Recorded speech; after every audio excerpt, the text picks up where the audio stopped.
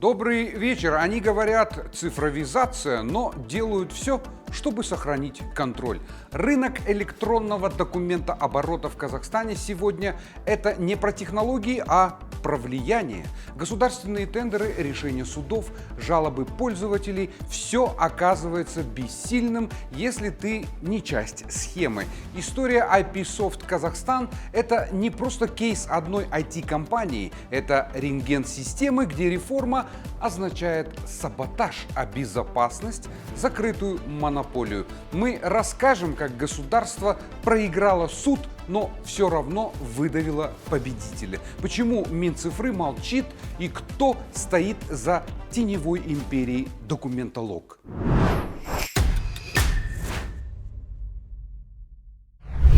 Представьте, что государственный тендер обещает сэкономить более миллиарда тенге народных денег и внедрить новую цифровую систему для всех госорганов. Независимая IT-компания выигрывает конкурс, предлагает современное решение и лучшую цену, но вместо празднования победы начинается необъявленная война. Заказчик внезапно расторгает контракт, игнорируя результаты и пытается вернуть на рынок прежнего монополиста. Такова реальная история конфликта между компанией IPsoft Казахстан и АО «Национальные информационные технологии» НИТ. История, раскрывающая, как независимого поставщика электронного документооборота пытаются устранить в пользу другой компании под названием Документолог. Этот кейс высвечивает больные точки казахстанской цифровизации, насколько прозрачны госзакупки, кто диктует правила на IT-рынке и готовы ли мы, граждане, мириться со схемами, подменяющими истинные реформы их имитации. Чтобы понять значимость этого конфликта, стоит шире взглянуть на рынок электронного документооборота в Казахстане. Сегодня эволюция госаппарата напрямую зависит от цифровых систем, которые заменяют бумажные потоки документов. Электронный документооборот автоматизирует делопроизводство, регистрирует входящие и исходящие письма, распределяет задания, контролирует их исполнение и сроки. Без эффективной системы в этой сфере государственный механизм либо парализуется тоннами бумажных файлов, либо тонет в разрозненных базах данных. Поэтому еще с 2000-х годов Казахстан внедрял единую систему документооборота. К концу десятых годов встал вопрос модернизации. Устаревшую иностранную платформу решили заменить отечественным решением.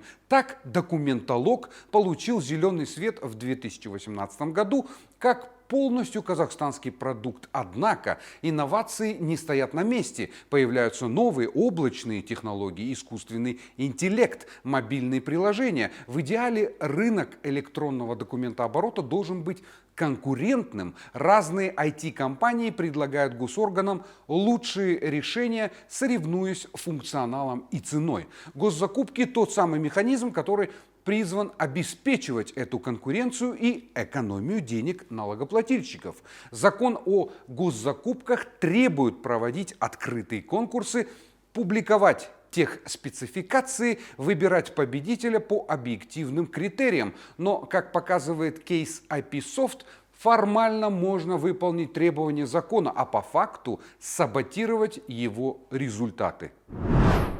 Так зачем государству нужны такие схемы? Помимо очевидного, это ускорение и упрощение работы чиновников. Единый электронный документооборот повышает прозрачность и дисциплину. Руководство страны получает инструмент контроля. Каждое поручение премьера или министра фиксируется в системе, и сложно потерять или затянуть его исполнение. Именно поэтому, кстати, президент Токаев настаивал на сквозном мониторинге исполнения документов. Если же система работает плохо или не охватывает всех, страдает вся вертикаль управления. Сейчас Документолог интегрирован в инфраструктуру через Центр обмена электронными документами обеспечивается пересылка писем между госорганами. НИТ как оператор заявляет, что даже если какое-то ведомство использует другую программу, обмен все равно идет через этот центр. Проблемы, по словам Документолог, возникают лишь при обмене между государством и частниками. Доступ к шлюзу Документолог для бизнеса платный. По уверениям компании, очень доступный. Конкуренты возражают. По их сведениям, Документолог создает искусственные барьеры и выставляет плату за то, чтобы должно быть вообще интероперабельным по умолчанию, ну то есть свободным. Как бы то ни было, если один поставщик контролирует центральный узел коммуникации, он получает чрезмерную власть, сравнимую с контролем над телефонной связью или почтой в прошлом. В условиях монополии компания-разработчик может диктовать условия, повышать цены, откладывать обновления, не спешить с новыми функциями. Мы уже видели намеки на это. План повышения тарифа Документолог до 5 миллиардов тенге в год и жалобы на то, что старый портал ЕГОВ.КЗ уже еле тянет нагрузку на технологиях 2013 года. Без конкуренции легко удовлетворяться статус-кво, даже если пользователи недовольны. Конкуренция же, напротив, заставляет двигаться вперед. Показательно, что НИТ с 2022 года проводит конкурс по системам электронного документооборота ежегодно, и проект облачного документооборота становится все масштабнее. Это означает растущие требования. Больше пользователей, больше данных, интеграции, безопасность. Могут ли новые игроки справиться лучше старых?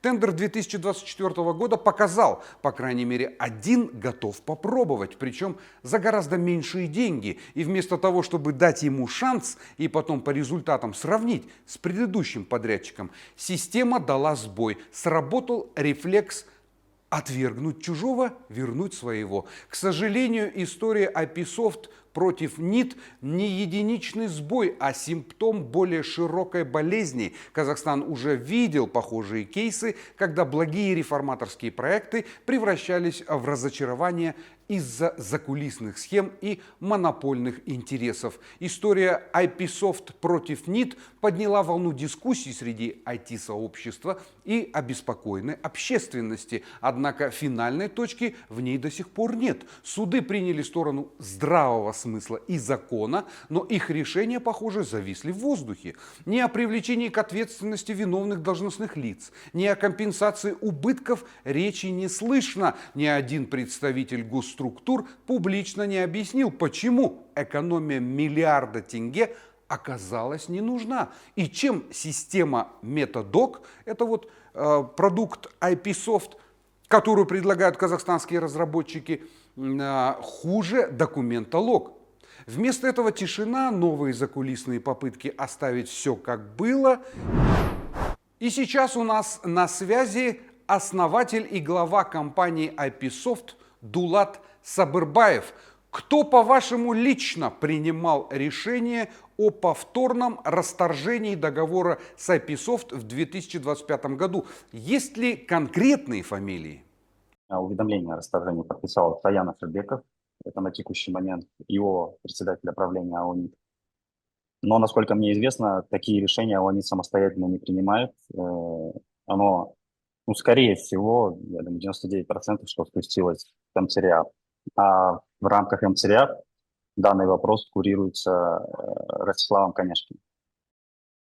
Очень интересно, что тот самый Саян Ашербеков, который в одностороннем порядке расторг договор, когда-то работал в Транстелекоме Нурали Алиева. Какая роль у бывшего председателя АО НИТ Ростислава Коняшкина в этой истории, а ныне вице-министра Министерства цифрового развития? Оказывал ли он давление лично или через других лиц? Недавно была встреча с вице-министром Ростиславом Коняшкиным. Он официально заявляет, что никак к этому вопросу не относится. То есть абсолютно дистанцировался от данного вопроса после прошлого года. Однако в рабочем порядке, да, мы все-таки 2 года взаимодействуем с АО НИТ там, на уровне исполнителей, и определенные факты очень сложно скрыть. Вот в рамках общение, да, с исполнителями в рамках работы. Ну, то есть мы точно знаем, ну, как точно знаем, по рассказам исполнителей, что как минимум Ростислав Коняшкин постоянно, то есть организует совещания, ну и так далее, то есть какие-то указания дает, то есть принимает непосредственное участие в этом проекте, ну, в этом всем кейсе. Также очень интересно, что бывший председатель правления АО НИТ Канеш Тулеушин, а сегодня он первый вице-министр Министерства цифрового развития, и еще один бывший министр цифрового развития, а ныне финансовый директор компании «Документолог» Сержан Мадиев имели совместные бизнес-проекты, а также работали под началом Куандыка Бишимбаева. Насколько я знаю, общеизвестный факт, то есть очень много было, во-первых, статей, точно не помню когда, ну, пару лет назад, во время ситуации ну, вот этой печальной ситуации, всем известной, а, с Куандыком Бишимбаевым. Там во всех открытых источниках есть информация о том, что Каныш Тулешин и Сержан Мадиев, это финансовый директор документолога, являются соучредителями нескольких компаний. Ну, в том числе вот этот ТО Изи Парк, насколько я помню, печально известный. Существуют ли внутренние документы, письма или служебные записки, подтверждающие указание удалить вашу систему Метадок после апробации? Кто именно подписывал такие распоряжения? По моей информации, то есть вот на уровне исполнителей, когда мы общались, как только мы выиграли тендер в 2025 году, как только вышел протокол итогов, через день или два председатель правления АОНИТ на тот момент Конербаев Баян дал указание. А чем руководствовался Баян Хайратович, отдавший распоряжение удалить вашу систему? Никакого логического обоснования даже представить себе невозможно. Тем более, что на тот момент АОНИТ сам знал, что ну, предыдущий поставщик сказал, что систему отключит там, 1 апреля.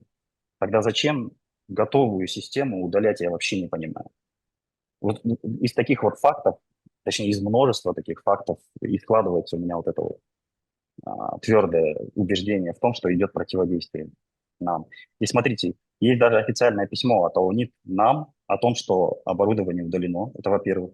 Есть у нас скриншоты из среды виртуализации, ну это вот где там используются такие виртуальные сервера, VMware. У нее есть среда виртуализации, где можно посмотреть, когда какие-то изменения происходили с серверами. И вот там тоже видно, то есть когда эти правки, операции происходили. Ну, у нас скрины есть. И я думаю, 100% в АОНИТ, в их внутренней системе по заявкам есть вот эти поручения. Потому что такое, ну, не делается без заявки соответствующей в их системе. То есть можно у них информацию даже запросить.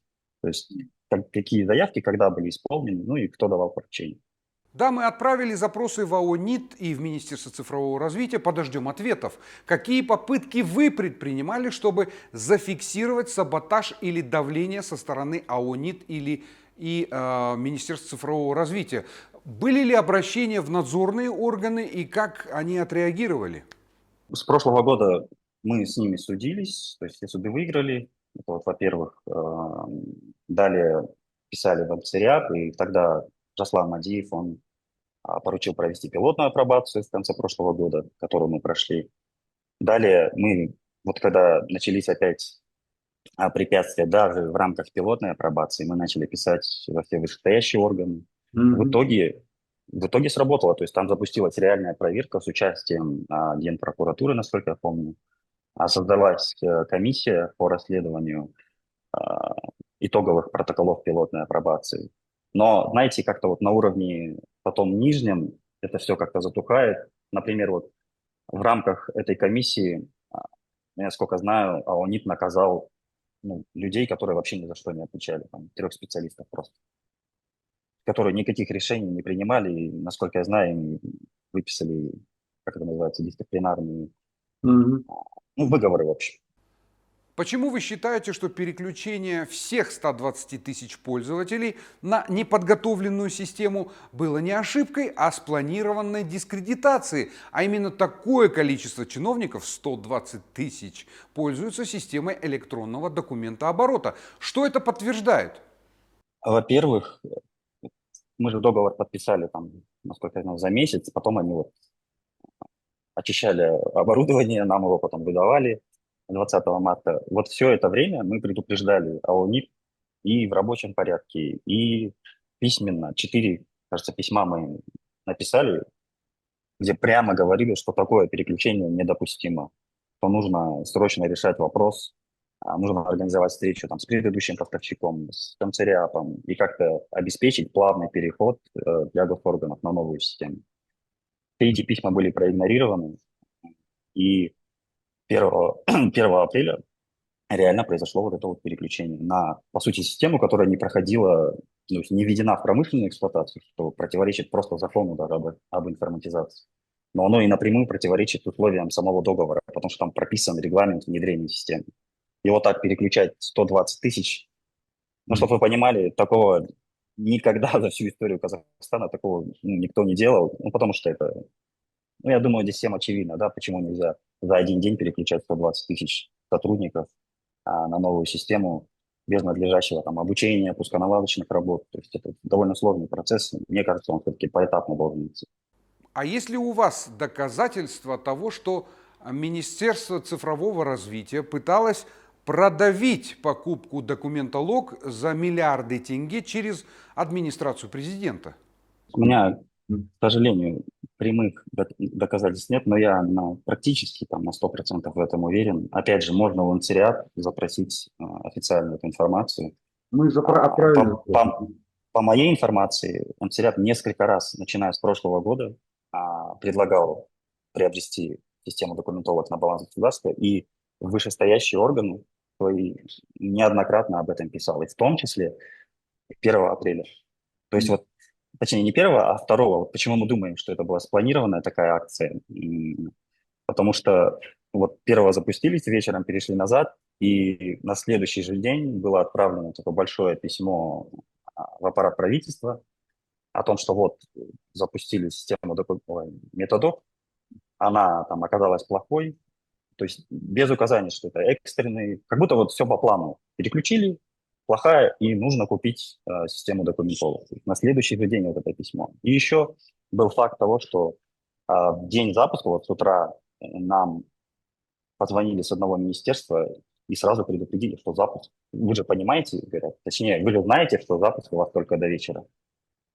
Ну, мы не поняли, как это воспринимать, как бы подозревали, что это возможно, да, но точно не знали, но такой факт был. Спасибо большое, и у нас, как у общества, остаются вопросы, готовы ли мы и дальше терпеть подобные схемы, которые подменяют реформы их имитации, готовы ли верить отчетам о цифровых победах, зная, что на самом деле инновации могут целенаправленно топить в угоду чьим-то прибылям. Каждый гражданин заинтересован, чтобы госаппарат работал эффективно, прозрачно и экономно. Ведь речь о наших налогах и наших правах. Каждый тенге, не сэкономленный из-за чьего-то лобби, это недостающая школа, больница или плохая дорога. Пример с электронным документооборотом – тревожный звоночек. Если даже в высокотехнологичной сфере процветают старые привычки, то где гарантия успеха других реформ? Сегодня это система электронного документооборота, а завтра любая другая госуслуга или платформа. Общество вправе требовать ответов от НИТ, прозрачности и честной работы, от Министерства цифры, реальной поддержки конкуренции, от антимонопольных и антикоррупционных органов, реакции на очевидные факты сговора и, конечно, от власти в целом, политической воли довести цифровую трансформацию до конца, очистив ее от имитации. Без этого все разговоры о новом Казахстане, инновациях и IT-хабах рискуют превратиться в пустой звук. А нам не очень хочется очередной недостроенной железки наподобие ЛРТ ни в городе, ни в цифровом пространстве. Настало время выбирать либо монополии и схемы, либо развитие и настоящие реформы. Ответ на этот вопрос в конечном счете даст сама жизнь и наша с вами гражданская позиция. Всего доброго!